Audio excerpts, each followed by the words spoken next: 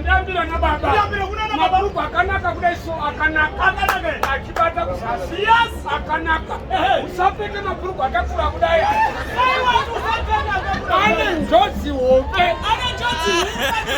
iye zvekutaura kuno kunogona ndikutotsvagwa nepolisi zvaitika kumaraini kwangu mwe mundaraunda akarara kadai so akatandavara kudai remembe akapfeka zibhurugwa zihombe sei ari padhenhana akanda wekuri kupisa ndi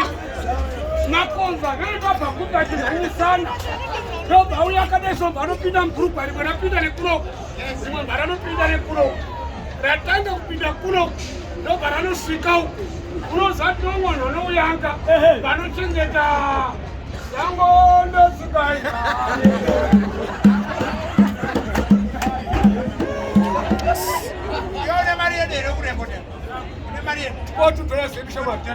Right?